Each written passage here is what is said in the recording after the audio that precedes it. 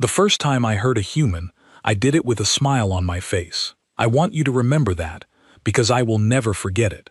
My name is Velkir. For 11 years I served as a security guard at the Threxall Unity Academy, the finest school in this arm of the galaxy. I stood 8 feet tall. My armored shell could stop a plasma bolt. Students moved out of my way when I walked the halls, and I liked that.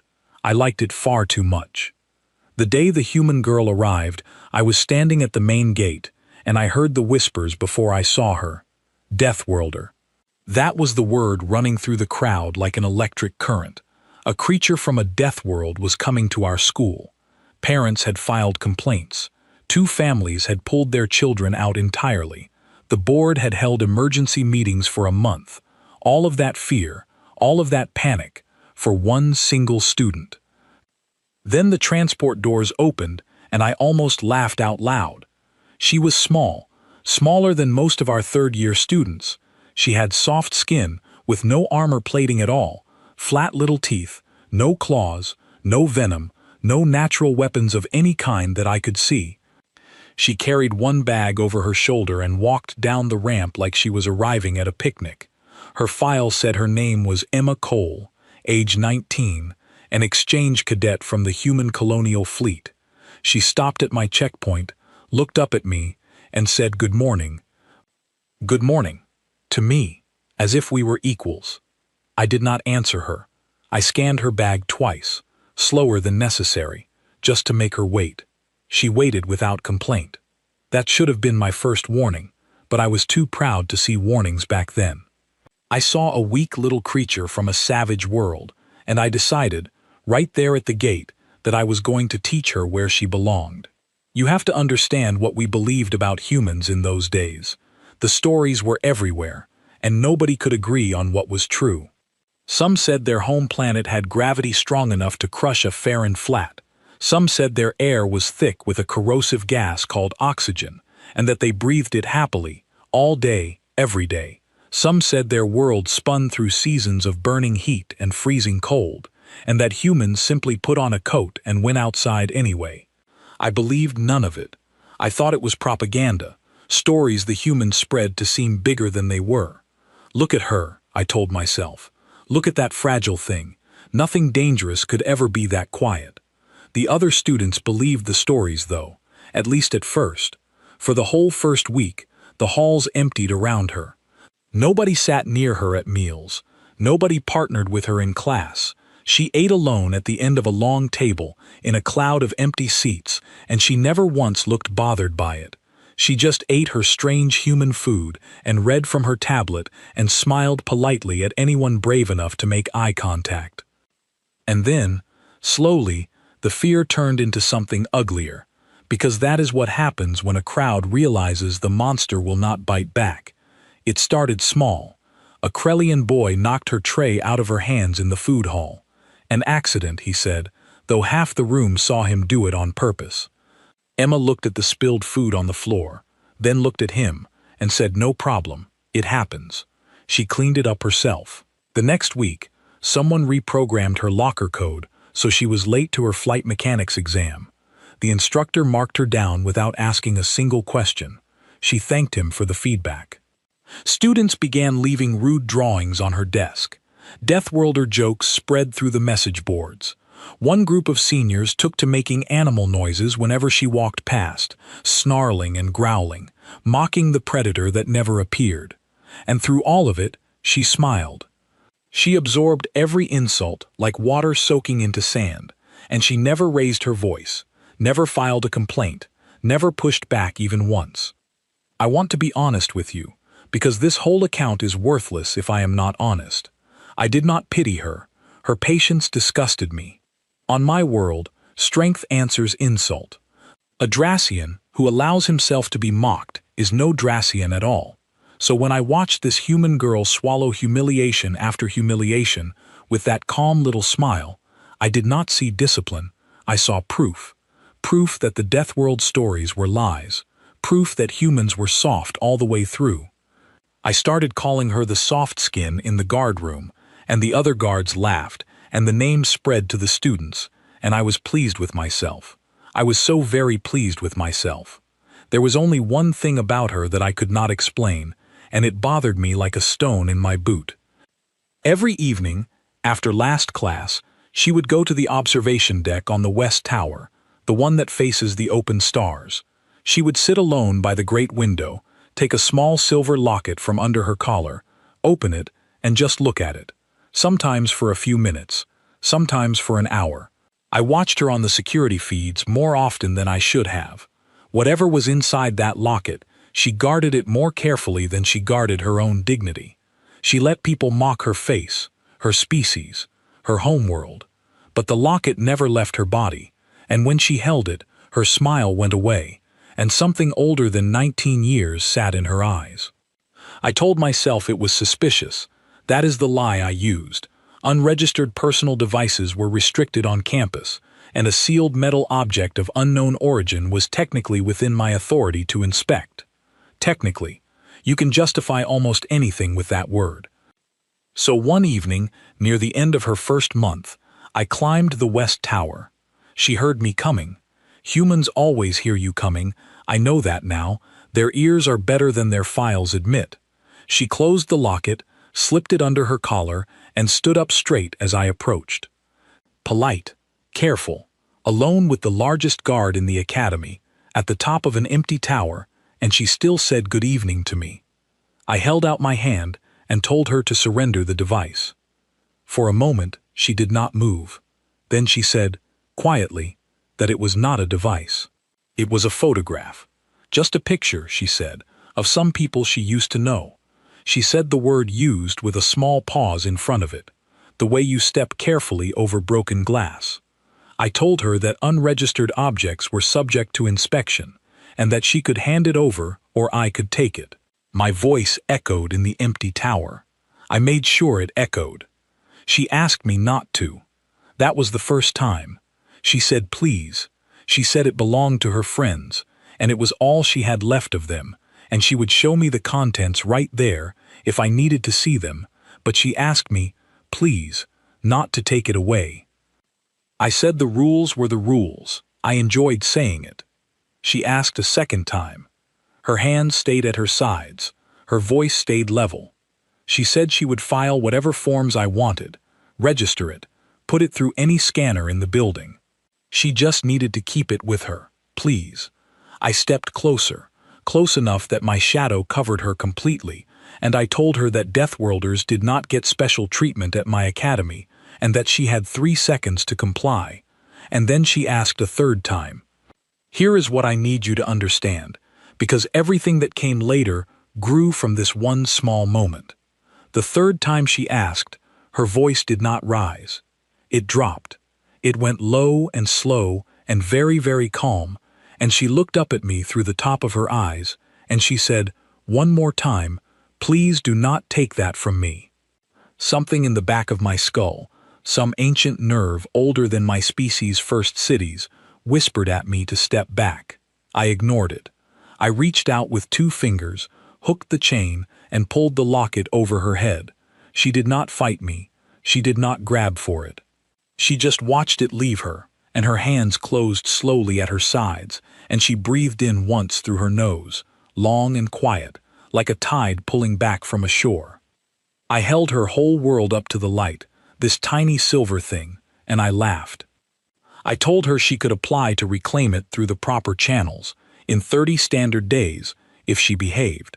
Then I turned my back on her, which shows you exactly how little I feared her, and I walked away down the tower stairs with her locket swinging from my fist.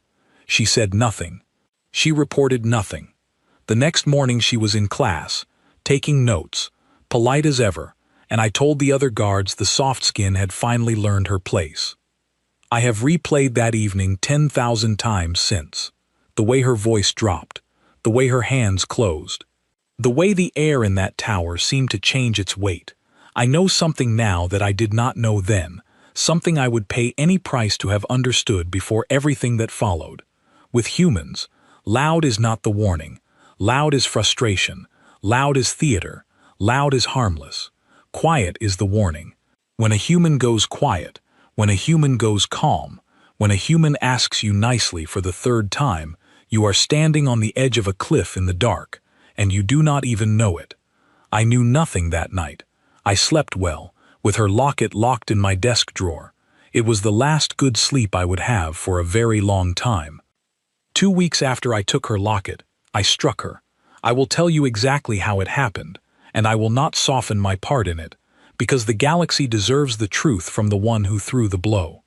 It was midday, in the long corridor between the science wing and the assembly hall, and the corridor was full. Hundreds of students moving between classes, every species in the academy packed shoulder to shoulder. I was on escort duty, and I was in a foul mood, because that morning the board had sent me a notice asking why a human student's personal property was sitting in my desk instead of the registered storage vault.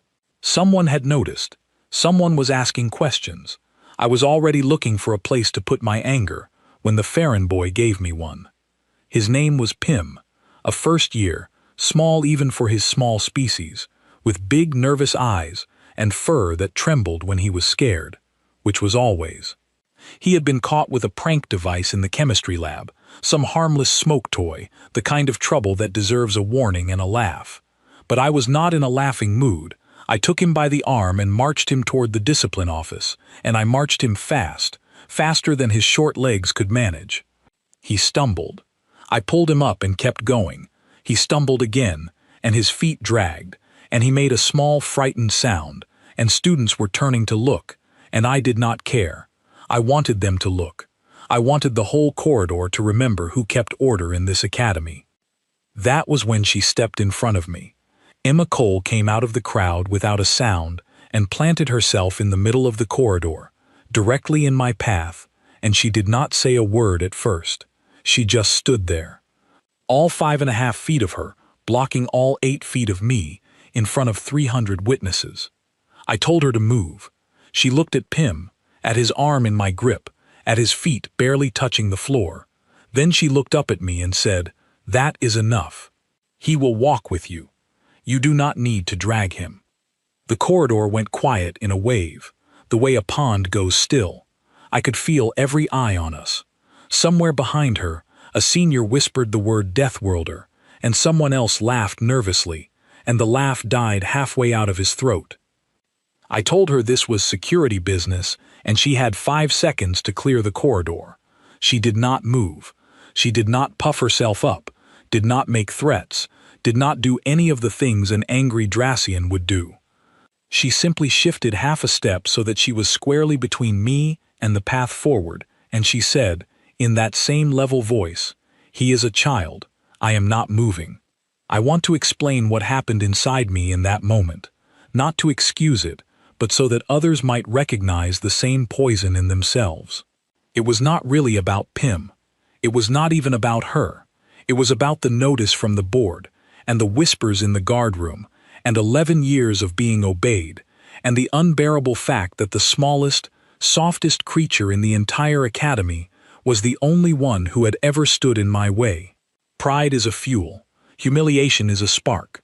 300 students watched the spark land. I released Pym, and I swung my arm, and I struck her across the face with full Dracian strength. Understand what that means. Dracians evolved on a heavy world. Our guards break training pillars made of compressed stone as a graduation exercise. A blow like that would send a Krellian to the medical ward for a month. Against most soft species, it is not a punishment, it is a sentence. She left the ground. Her body crossed half the corridor and struck the wall beside the assembly doors, and she dropped to the floor, and the sound of it echoed in a silence so total that I could hear my own heart's beating out of rhythm. Nobody moved. Nobody breathed. Pym stood frozen with his hands over his mouth. 300 students stared at the small, crumpled shape at the base of the wall, and I stood in the middle of them all with my arms still extended, and even then, even in that first second, some part of me knew that I had just changed my life forever. I only had the direction wrong. I thought I had ended her story. Then her hand moved. Her palm pressed flat against the floor. Her arm straightened. She pushed herself up to one knee, and the whole corridor watched her do it, and someone near me made a sound of pure disbelief. because things that get hit by a Dracian do not get up. That is a law of the galaxy, as fixed as gravity, and she was breaking it slowly, deliberately, one joint at a time, as if getting up from a blow like that was simply a task, like lifting a heavy bag, something you did with patience and correct technique. She rose to her feet. She was breathing hard, and there was a thin line of red at the corner of her mouth, and she wiped it with the back of her hand and looked at the color for a moment, as if confirming something. Then she rolled her shoulders once, straightened her spine, and lifted her head. And her eyes were black.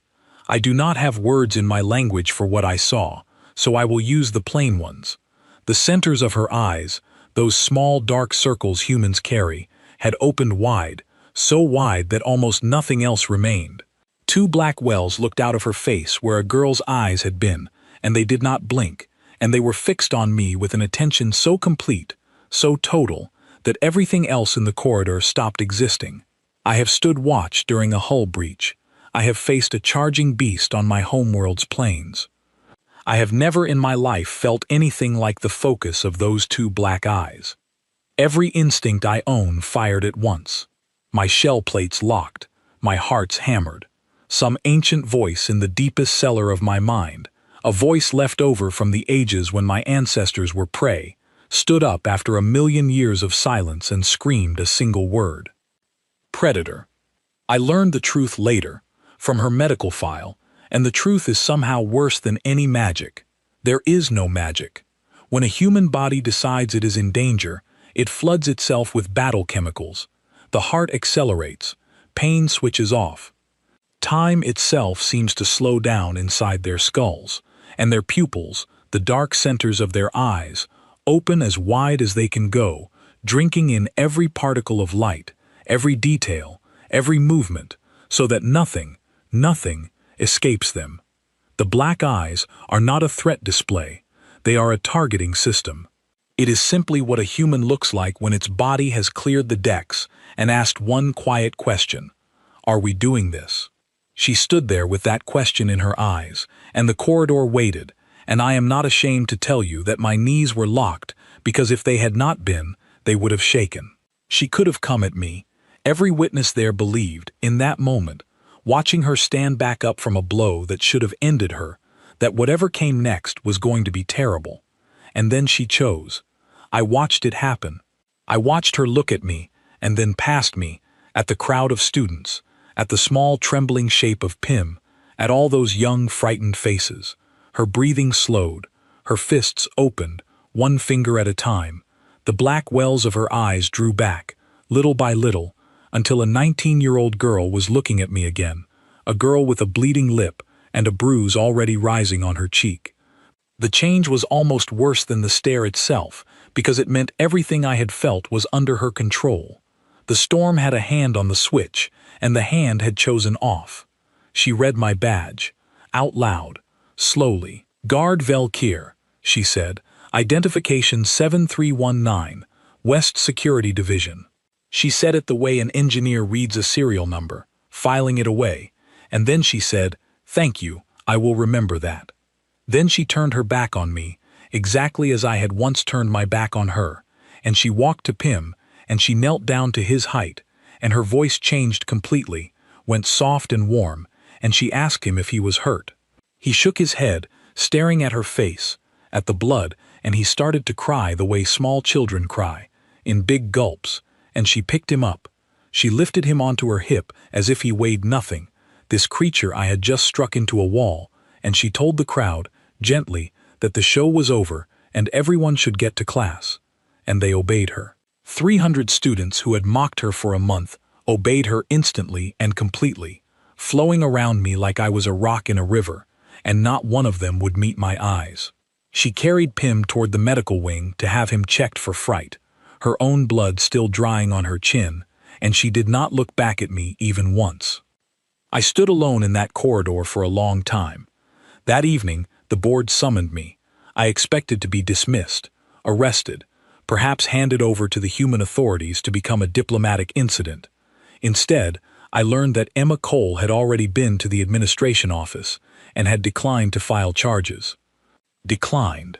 She had asked for only two things.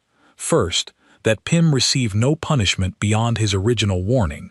Second, that the matter be recorded accurately in the Academy log, every detail, exactly as it happened, with all 300 witnesses listed by name. The board was relieved. They thought she was letting it go. They congratulated themselves on avoiding a crisis, and gave me a formal reprimand, and sent me back to duty, and they never once asked themselves the question that kept me awake all that night and many nights after. Why would she want a perfect record and a full list of witnesses if she intended to let it go? I did not know the answer yet, but I lay awake in the dark, and every time I closed my eyes I saw two black wells looking back at me, patient and endless, and I understood one thing with absolute certainty. The stories about Deathworlders were not lies. They were incomplete. I broke regulations for the second time in my career 3 nights later. The first time had been taking her locket. The second time was opening her sealed file. I could not help myself. The black eyes would not leave me. I saw them in the security monitors, in the polish of my own armor, in the dark of my quarters when sleep refused to come. My daughter Tessa noticed the change in me at dinner. She is 9, curious as a sensor array, and she asked me why I kept checking the door. I told her it was nothing. Fathers lie easily when they are ashamed. So on the third night, alone in the security office, I used my clearance codes to pull the full record of exchange cadet Emma Cole, including the sections sealed by the human colonial fleet. What I found there rearranged my understanding of the universe, and I am going to share it with you now, because ignorance of humans is a danger to everyone, most of all to the ignorant. The first section was biology, and I read it twice because I did not believe it the first time. Their homeworld is real. Everything the rumors say is real, and the rumors are the polite version. The gravity that would exhaust a Krellian in an hour is the gravity human children are born into. The oxygen in their air, the same gas we use in cutting torches, is what their bodies burn for fuel every second of their lives. They are, in the most literal chemical sense, creatures that run on fire. Their planet tilts as it circles its star, so the same patch of ground freezes solid in one season and bakes in another, and humans simply adjust their clothing and continue. They evolved alongside storms that spin faster than a shuttle flies, waves taller than our towers, ground that splits open, mountains that explode. Nothing about their world ever promised them safety, and so they never learned to expect it. Then the file described how they hunt, and I had to set the tablet down and walk around the room. Humans are not the fastest species on their world. They are not the strongest. Their ancient trick, the one written into their bones, is that they do not stop. Their bodies shed heat through their skin, while other creatures overheat, and so a human hunter would simply walk after its prey. Not run, walk.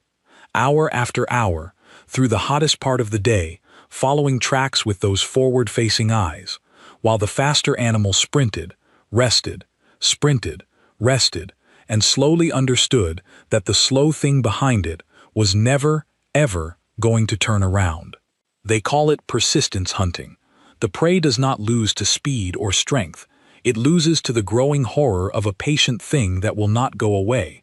I thought about a girl asking politely for her locket 3 times, and I poured myself a drink.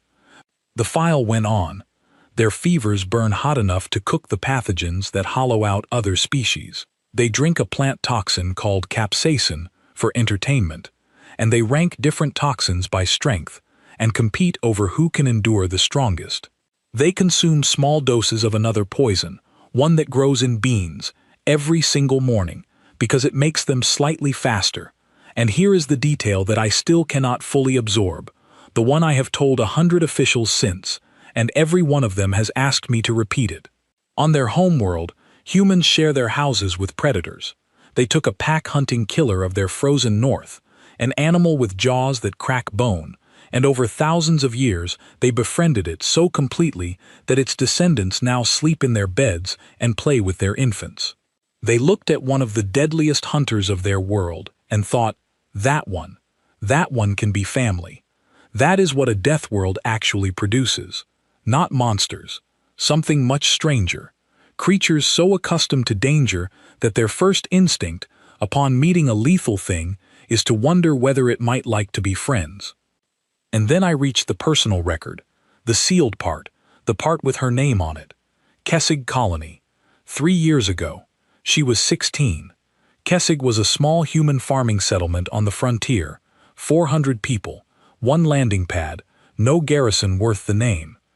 The Varg found it the way Varg find everything, by listening for the soft and the undefended.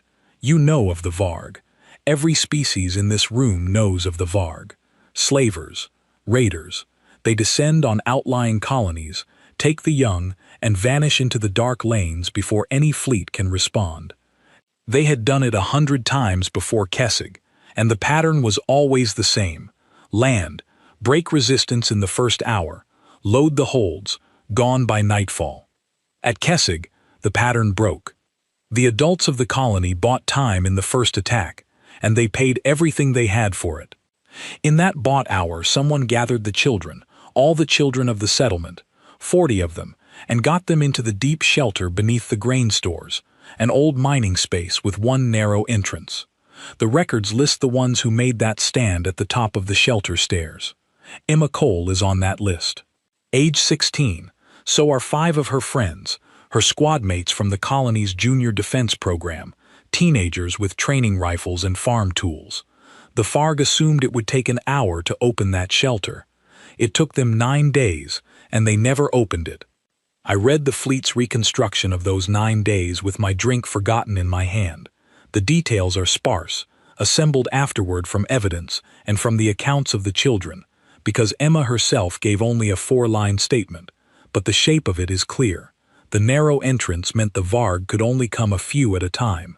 Every approach they tried had been prepared against by the second day. Collapsed grain chutes rerouted them into dead ends. Improvised alarms of wire and tin gave the defenders warning in the dark. The shelter's defenders slept in shifts, then in half shifts, then barely at all. One by one, the older teenagers holding that staircase were lost. By the 6th day, the fleet believes, Emma Cole held the entrance mostly alone, with a broken arm strapped to her side, using anything the mine offered, and 40 children behind her in the dark, singing to them between attacks so they would not hear what was happening on the stairs. 9 days. The relief ships arrived on the 10th morning, and the Varg broke orbit and ran, and when the fleet troopers finally opened the shelter, they found 40 children alive, every single one, and a 16-year-old standing at the bottom of the stairs who would not put down the length of pipe in her good hand until an officer she recognized said her name 3 times. Her statement to the inquiry was 4 lines long. I have it memorized. It says, "They came for the kids. We did not let them. I am sorry I could not save my friends. Please tell their families they never stepped back." The locket. The photograph of some people she used to know. 5 faces, I would learn later. 5 teenagers who held a staircase so that 40 children could grow up. I had taken that from her. I had dangled it from my fist and laughed, and told her she could apply to have her dead friends returned to her in 30 days if she behaved. I sat in the security office until the morning shift arrived, and I do not remember most of those hours. I remember that at some point I opened my desk drawer and looked at the locket for a long time, and I could not make myself open it because I had not earned the right to see those faces. I remember thinking about the corridor, about the blow I had thrown at her, full strength, in front of 300 children, and I remember understanding, finally and completely, what the black eyes had actually been. She had stood at the bottom of a staircase for 9 days against creatures far worse than me. Her body knew exactly what to do with a large hostile thing in a narrow space. Every gift her terrible homeworld ever gave her had come online in that corridor.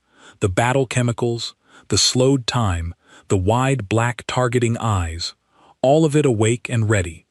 And she had looked at me, a fool in armor, surrounded by children, and she had decided that the children did not need to see what she could do. So she filed my badge number instead. She built her record and her witness list instead. She chose the patient hunt, the long walk, the human way. I was not spared because I was strong. I was spared because there were children in the corridor, and because, in a manner I still find hard to say aloud, she was better than me. The days after that were strange ones. I did my rounds. I watched her on the monitors, but differently now, the way you watch weather, and I began to notice what I had trained myself not to see. The Academy had noticed her too, in its slow way, and the mockery was dying off, not because of the blow she took, but because of small things that kept happening around her. A Krellian student froze during a pressure drill, and it was Emma who talked him through it, calm and steady, while the instructor was still reaching for the manual. The junior students, the little ones, had begun to orbit her at meals, first one, then three, then a whole noisy cluster at the end of her once empty table, because children can smell safety the way we smell smoke. Pim followed her everywhere, telling anyone who would listen that Emma was his best friend, and nobody laughed at him for it. And then came the evening that finished me. I came home late from my shift, and Tessa was already talking before I got my boots off, bright and breathless, full of a story. Some older students had been following her and her friends on the walk home from junior classes. She said, big students, saying things, getting closer every day that week. She had been scared, and today the human had appeared. Emma, my daughter said, as if they were old friends. Emma had simply fallen into step beside the little ones and walked with them, talking about homework, all the way to the residence ring, and the older students had melted away like frost in the sun. She walks with us every day now, Tessa said. She waits at the junior gate. Papa, did you know humans tell jokes? Did you know she knows all our names? She waits at the junior gate, every day. The girl I struck was guarding my daughter, and she had never mentioned it to me, never used it against me, never told a soul. I did not sleep that night either, but for a new reason. Shame is heavier than fear. I resolved, somewhere in those dark hours, that I would return the locket in person and give her the formal apology of my house, the deep bow, the old words, whatever came of it. I planned it for the end of the week. I rehearsed what I would say. I want that on the record, that I had already decided, before everything happened, because it is the only shred of credit I can claim in this whole account. I never got my rehearsed moment. 4 days later, at midday, the sky above the academy tore open. Alarms I had never heard outside of drills began to sound from every tower at once, and a shadow fell across the central courtyard as a ship dropped its cloak directly above us. I knew the silhouette from the file I had read at 3 in the morning. Every guard in the galaxy knows it. Blade-shaped hull, black scarring on the flanks. Open holds like waiting mouths. Varg, a slaver ship, inside our defense ring, over a school full of the children of 40 species. I was in the East Watchpost when it happened, and my eyes did what they were trained to do, sweeping the courtyard, counting exits, counting students. And they found her. Emma Cole, sitting at an outdoor table with a cluster of juniors, Pim beside her, a drink in her hand, looking up at that terrible shape in the sky. Everyone else was screaming and running. She was not. She looked at the ship the way you look at an old enemy across a room, without surprise, almost with recognition. Then she finished her drink in one unhurried swallow, set the cup down gently, and stood, and I saw her lips move as she said something to the children that made them stop crying and look at her instead of the sky. And even from the watchpost, even at that distance, I saw her flex her hands open and closed, once, like a worker greeting an old familiar task. They came for the kids, her statement had said. We did not let them.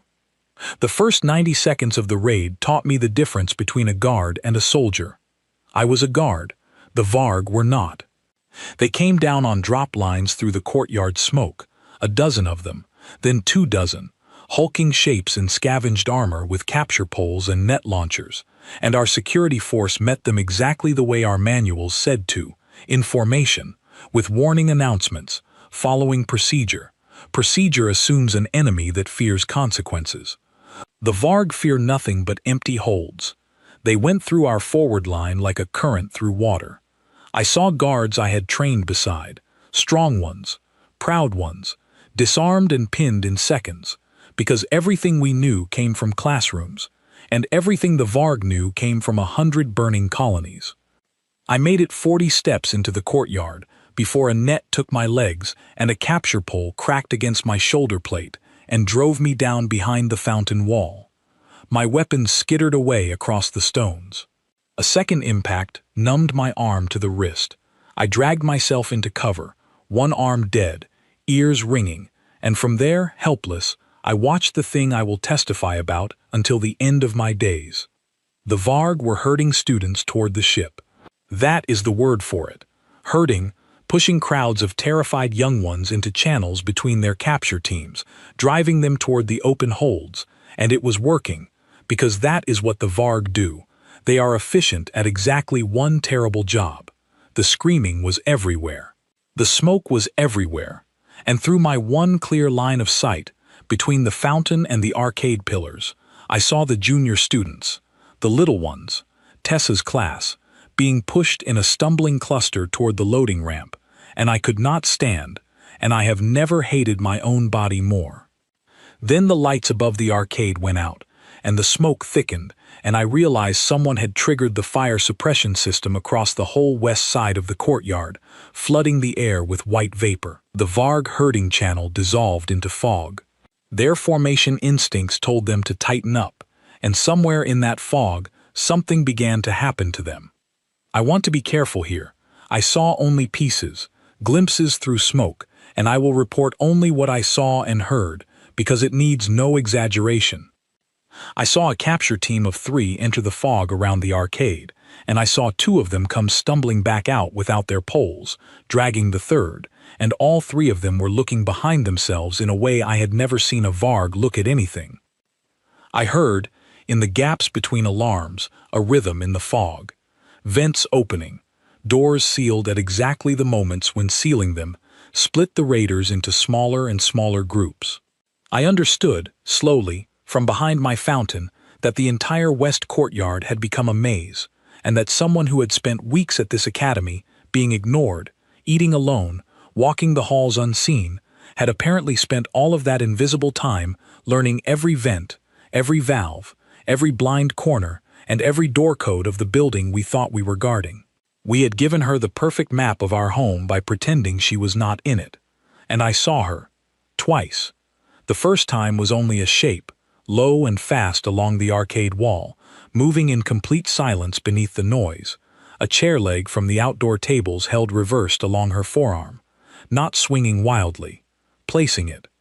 Every motion of that improvised tool went precisely where a Varg's armor does not cover, the joint gaps, the sensor clusters, the places you only know if you have spent 9 days learning them the hard way.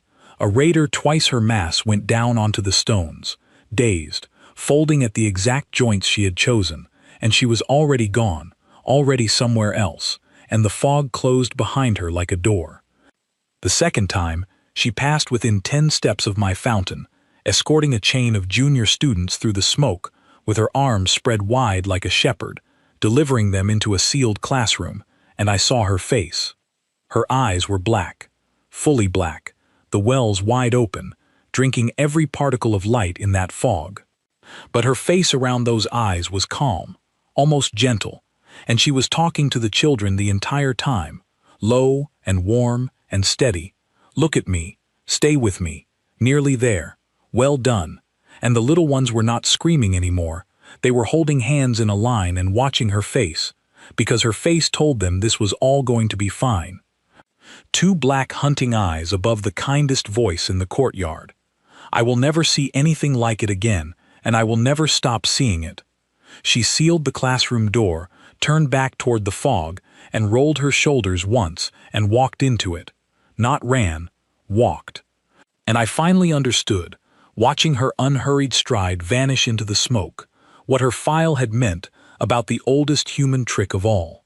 The Varg were faster than her, stronger than her, and somewhere in that white fog, group by group, they were beginning to understand that the slow thing in the smoke was never, ever going to stop coming. The raid began to buckle. I could hear it buckling. Varg voices in the fog changed pitch, from command barks to something tighter. Their retrieval teams stopped herding and started clustering. Radio discipline broke. And then, above it all, a new voice rolled across the courtyard from the loading ramp, deep and vast, and my blood went cold because I knew what it was before I saw it. Every Varg raid ship carries a shipmaster, and the shipmaster of this one came down the ramp to solve the problem personally. It was enormous, even for its kind, plated in real military armor, and it did not go into the fog. It was too old and too clever for fog. Instead, it did the cruelest possible thing, the thing that had probably broken a dozen colonies before ours.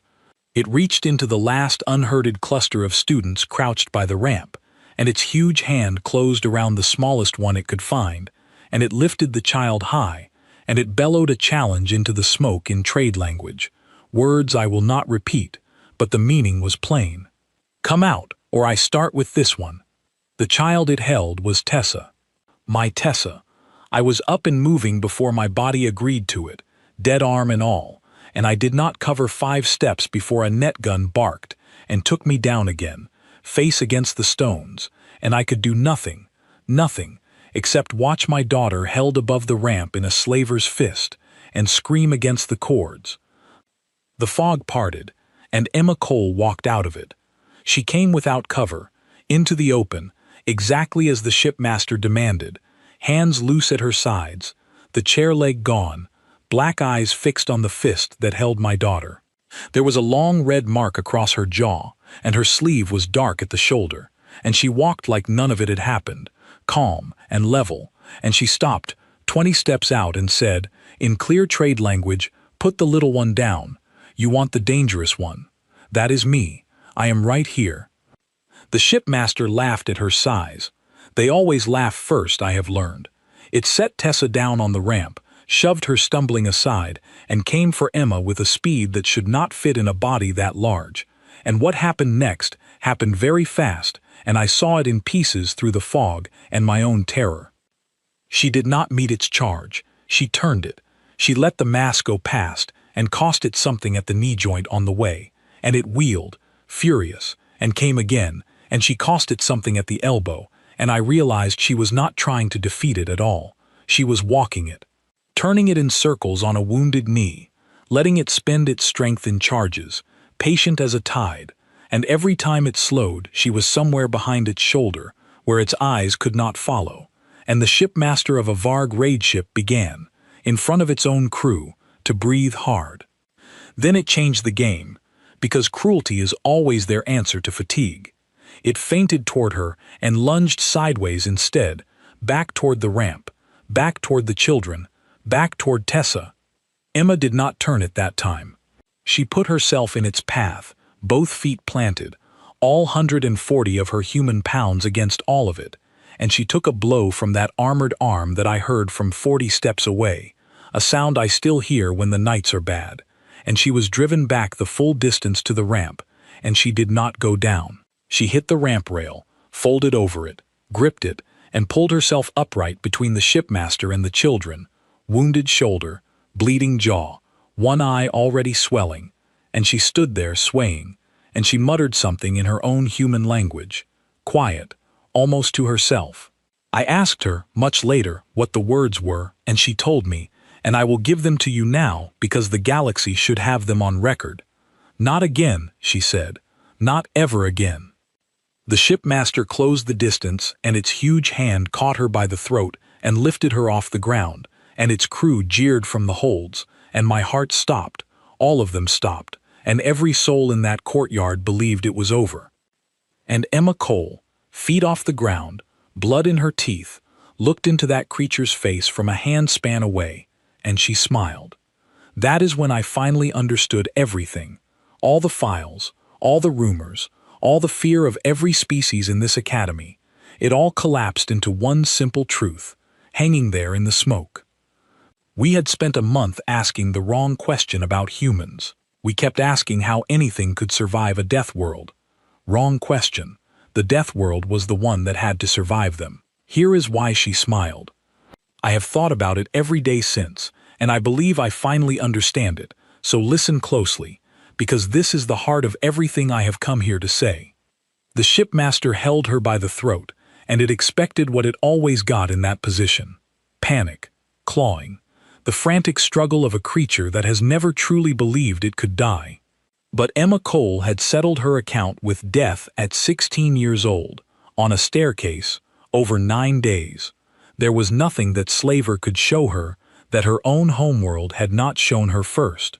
So while it held her up as a trophy, playing to its jeering crew, wasting seconds, her hands were not clawing at its grip at all. They were working, calm and precise, at the seam of its armored gauntlet, at the release catches she had been studying through her wide black eyes for the entire fight, through every charge and every turn, because that is what those eyes are for. The smile was not defiance. The smile was arithmetic finishing. The catches gave. The gauntlet's grip failed at the wrist joint, and she dropped, and the shipmaster lunged down after her, off balance on the knee she had spent the whole fight ruining, on the ramp's smooth incline that she had chosen as their battlefield the moment she planted her feet there, and its own mass did the rest. It came down hard on the ramp edge, armor against alloy, and before it could gather itself, Emma had its own capture pole from where a crewman had dropped it, and she used the slaver's favorite tool exactly the way they had used it on 10,000 children, and pinned the shipmaster of a Varg raid ship to its own loading ramp, in full view of its crew. Then she stood on its back, took its command unit from its belt, held it up so every raider in the fog and every camera on that ship could see her, black eyes and bloody smile in the smoke, and she spoke into it in trade language, one sentence, slowly, so nobody could mishear. This school is closed. I have heard many things described as the moment a battle broke. I have never heard of a battle broken by 4 words, but I watched it happen. The Varg are not soldiers, you see. Soldiers have causes. Slavers have ledgers, and every ledger has a column for cost, and the cost of this raid had just become a thing no profit could cover, because the fog was full of their groaning teams. Their shipmaster was pinned beneath a small, soft creature none of their weapons had stopped, and the fleet beacons were already burning at the edge of the system. They ran.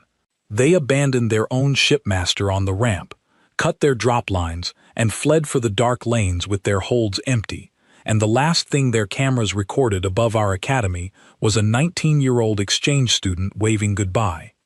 The rescue crews found me tangled in the net by the fountain, and the first thing I asked was not about my own arm. The medics told me the count 3 times because I would not stop asking. Every student accounted for, every single one. 40 species of children, and the holds of that ship had left as empty as they came. They kept Emma in the medical wing for 4 days, and she was a terrible patient. I know because I was in the next bay having my arm rebuilt, and I heard her through the curtain, arguing gently with the medics, refusing the stronger pain treatments, telling them to save the good supplies for the kids who were frightened, insisting she had slept in worse places than a medical bed, asking every hour whether Pym had eaten, whether the junior classes had counselors, whether anyone had walked Tessa home. The blow she had taken on the ramp had cracked bones that would have ended stronger species, and she filled out incident paperwork with her writing arm in a brace and complained about nothing except the food. On the 2nd day, Tessa escaped my wife's supervision, marched into the medical wing past 3 adults, climbed onto the human's bed, and to my knowledge has never fully climbed off since. Half the junior school followed within the week. The medics surrendered. The last image I have of that medical bay is Emma Cole, wrapped in braces, buried under small aliens of 6 different species, teaching them a human card game and losing on purpose so badly that even the children could tell, and not one of them was afraid of the Deathworlder, and not one of them ever would be again. Now you know the whole story, honored counselors, and you know why I am the one telling it. Yes, I see you understand now. This entire testimony, everything you have heard today, has been the formal statement of Guard Velkir, Identification 7319, before this Galactic Council, in the matter you are here to decide. You have spent 3 sessions debating the human question. You have heard the recordings from our courtyard. You have watched the footage of the black eyes and the fog, and some among you have used the word threat, and the word containment, and the word too dangerous for integration. You called for witnesses, so consider your witness. I am the guard who mocked her people. I am the officer who abused his power to take from a grieving girl the photograph of her fallen friends. I am the fool who struck a human child with full Dracian strength in front of 300 witnesses, which makes me, as far as your records show, the only being in this chamber who has actually done the thing you are all afraid of. I attacked a Deathworlder. I gave the monster of your debates every reason your worst stories could invent. And here is what the monster did to me. She protected my daughter every day at the junior gate, and never told me. She kept my name in her pocket and never spent it. And when the real monsters came, when it was my child in a slaver's fist, the girl I struck put her small, soft body between that creature and my Tessa, and took a blow meant for a 9-year-old, from an enemy she had every right to walk away from, in a school that had given her nothing but cruelty since the day she said good morning at my gate. You ask if humans are dangerous. Counselors, let us not insult each other. Of course they are dangerous. Everything in their file is true, and the truth is worse than the file. Their bodies flood with battle chemistry at a moment's notice. Their eyes go black and drink the light. They ignore pain that would fell us. They walk their problems to death with a patience that should frighten anyone who plans to be a problem, and they smile at things that should end them, and I have seen all of it from closer than any of you. But you are asking the wrong question, the same wrong question we all asked, and wrong questions make wrong laws. Do not ask whether humans are dangerous. Ask what the danger is for. Every terrifying gift in that species was forged for one purpose, on a world that never stopped attacking them, and the purpose was never conquest. It was standing between. That is the shape of everything they are. The fever that burns out the plague, standing between the sickness and the body. The black eyes, standing between the dark and the details. The girl at the staircase, 9 days, standing between the raiders and the children. Their whole species is a wall that learned to walk, and the only beings in this galaxy who need to fear that wall are the ones who plan to come for someone the wall loves. You ask if it is safe to stand beside a human. Honored counselors, I have stood beside one, and I will tell you the finding of my 11 years in security work. There is nowhere in this galaxy safer, and there is nowhere in this galaxy more terrible, and they are the same place, and which one you find there depends entirely on what you came to do. The vote is yours. I have only one thing left to report, and then I am done. 3 weeks after the raid, when her braces came off, I asked Emma Cole to meet me on the West Tower observation deck, by the great window where I had first wronged her. I wore my formal plate. I brought the locket. Our engineers had restored it, repaired the clasp I had bent, polished away every mark of my handling, and I had carried it against my chest for 3 weeks like the debt it was. She came.